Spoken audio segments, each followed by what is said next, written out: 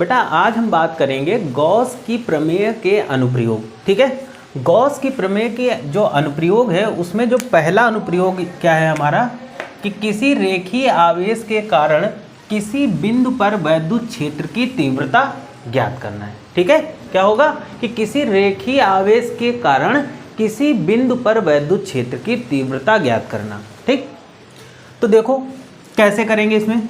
तो सबसे पहले बेटा क्या करेंगे, एक तार ले लेंगे, है ना। एक हम क्या ले लेंगे, L लंबाई का एक तार ले लेंगे। हमने एक तार ले लिया जिसकी लंबाई क्या है L। इस पर प्लस आवेश दिया गया, यानी इस पर प्लस आवेश है। ठीक है, और इस तार से R दूरी पर एक बिंदु है, यहाँ पर कहीं पर मान लेते हैं ये बिंदु P है। यहाँ से ये तार है और इस तार से R दूरी पर एक बिंदु P है, जहाँ पर हमें क्या निकालना है बेटा, वैद्युत क्षेत्र की तीव्रता हमें बतानी है। ठीक, तो चलिए हम इसको एक गॉसियन सरफेस बना लेते हैं, गॉसियन पृष्ठ बना लेते हैं। इसको हम बेटा क्या करेंगे, गॉसियन पृष्ठ बना लेंगे।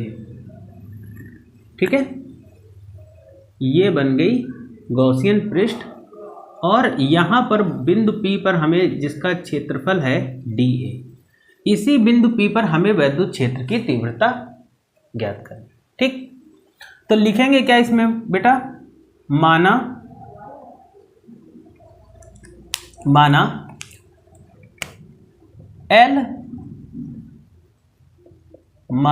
L लंबाई का एक तार जिस पर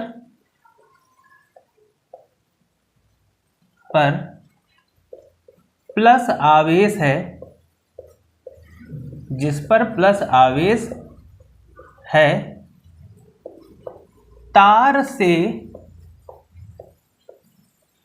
R दूरी पर बिंदु P पर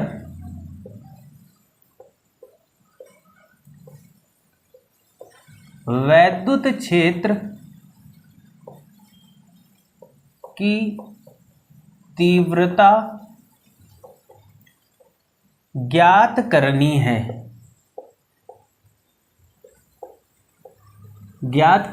ठीक, हमने क्या लिया कि एक L लंबाई का तार लिया, तार से R दूरी पर बिंदु P है और उस बिंदु P पर क्या है, यहाँ पर हमें वैद्युत क्षेत्र की तीव्रता। ठीक, थीटा बराबर यहाँ हो जाएगा 0 डिग्री। ओके, तो बेटा यहाँ पर लिखेंगे रेखीय आवेश घनत्व। देखो बेटा रेखीय आवेश घनत्व होता क्या है, तो ये होता है lambda equal to Q upon L। यहाँ से अगर हम Q निकाले, चार्ज निकाले, तो क्या हो जाएगा, लैम्डा इंटू L। ठीक, गॉस की प्रमेय से देखो यहाँ पर क्या करेंगे, अब आगे फाई E बराबर क्या हो जाएगा, समाकलन E इंटू dA। ठीक, vector E into vector dA। तो जैसा कि आपको पता है कि अगर vector A into vector B होता है तो वो किसके बराबर होता है, AB cos थीटा के। ठीक है, AB cos थीटा के बराबर होता है। तो यहाँ पर फाई E बराबर हम बेटा क्या लिखेंगे, समाकलन E dA cos थीटा। अब थीटा बराबर कितना है बेटा, 0 डिग्री है, तो हम क्या करेंगे यहाँ पर phi E equal to integration E dA। ठीक है, E dA। अब देखो थीटा बराबर, अगर थीटा की जगह पे हम क्या रख देंगे, 0 रख देंगे, तो 0 डिग्री यहाँ पर क्या होगा, cos 0 की वैल्यू 1 हो जाती है, तो 1 से मल्टीप्लाई करेंगे तो इतना आ जाएगा। ये चीज़ समझ गए। तो देखो यहाँ पर क्या होगा, फाई E इक्वल टू क्या हो जाएगा, E और इंटीग्रेशन dA। ठीक, तो इसका पूरे का हम क्षेत्रफल क्या होगा यहाँ पर इंटीग्रेशन डी ए यानी समाकलन डी ए की जो वैल्यू होगी 2πr/l होगी, ये वैल्यू हम रखेंगे। ये पूरा एरिया है, दिख रहा है? मैं देख लूँ कहाँ तक आपको दिख रहा है। हाँ दिख रहा है, ठीक है। अब देखो बेटा यहाँ पर करेंगे क्या, फाई ई इक्वल टू क्या हो जाएगा बेटा, ई है ना, और यहाँ पर इंटीग्रेशन डी ए की वैल्यू कितनी है 2πr/l, 2πr/l। यहाँ तक समझ में आ गया। अब यहाँ पर लिखेंगे बेटा गॉस की प्रमेय से, गॉस की प्रमेय से, गॉस की प्रमेय से, गॉस की प्रमेय फाई ई इक्वल टू क्या होता है Q/ε0।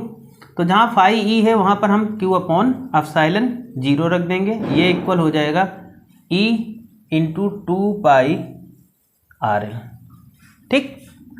अब देखो यहाँ पर रेखीय आवेश घनत्व तो हमने क्या Q की वैल्यू क्या निकाली थी λ/L, तो Q की जगह क्या रख देंगे, तो यहाँ लिख लेंगे Q = λL, तो Q की जगह रखेंगे λL/ε0 E × 2πr/l। L से L कैंसिलेट हो गया, यहाँ तक दिख रहा है? मैं देख लेता हूँ दिख रहा है आपको। हाँ, तो ये बेटा क्या आ जाएगा यहाँ पर λ/ε0 = E और 2πr। हमें E निकालना है, तो देखो भाई यहाँ पर E निकाल लेंगे।